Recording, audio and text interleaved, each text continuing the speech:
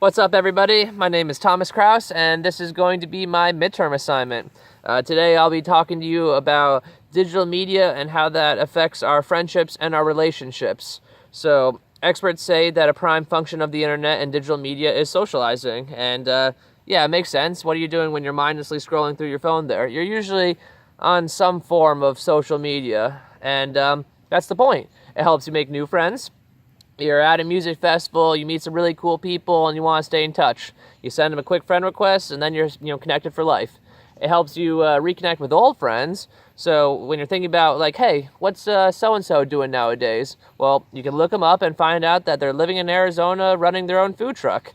And then it helps you reconnect with your family. And think about it for military veterans. That's a beautiful thing. These people are overseas, risking their lives every day, and they don't really have a good way to communicate with their family, back home, to let them know they're safe. And social media is giving them a platform to contact their family and spend time with them. And I think that's just beautiful. But there's also ways to make friends and relationships not face-to-face, through the virtual screen.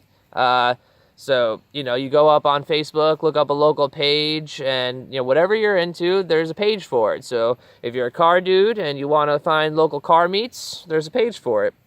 If you're a single mom living in the area wanting to go out to the park with other single moms, there's a page for it. You can find like-minded people with like-minded interests, gamers. You find a forum and you can talk strategy all night long with these people because that's all they care about, just like you. And that's just the wonderful thing about it. And if you're talking about relationships, same thing. There's a particular dating site for everything. So if you're looking for a farmer, there's a site for it. If you're looking for a Christian, there's a site for it. There's pretty much a site for everything, and that's the really cool thing about it. And then now it's gotten so advanced that there's something called the polymedia theory. And essentially that says that depending on what you're using to communicate with someone will depend on what kind of relationship you have. So if you're just kind of casually, posting on each other's walls or, sending a like here and there, that's an all right friendship.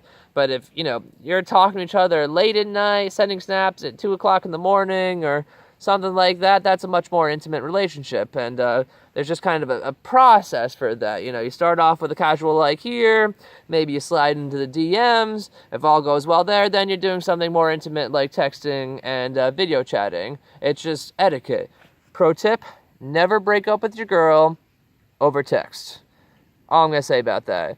But, no, but really think about it. You still get all those butterflies and the spark just as you would with any other relationship.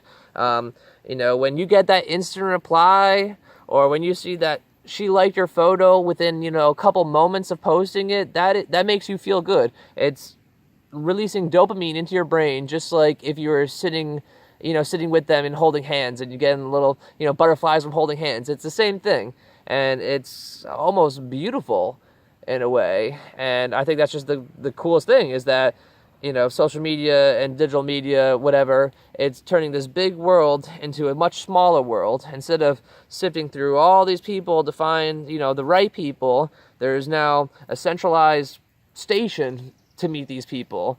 And I think that's really cool. And if you're second guessing me, let me just tell you right now that 25% of long-term or married couples have social media and a dating website to thank for it. So, I mean, that's just saying, you don't have to be into it, but you have to at least be aware that this is happening. And, it'll never replace, being in person, the body language, the eye contact, nothing replaces that. But the gist is social media is letting people find that still when they can't be together face to face. And that's the coolest thing about it. That's all the time we have for you today, but I hope you guys tune in next week when we talk about the gray squirrel invasion on Eurasia.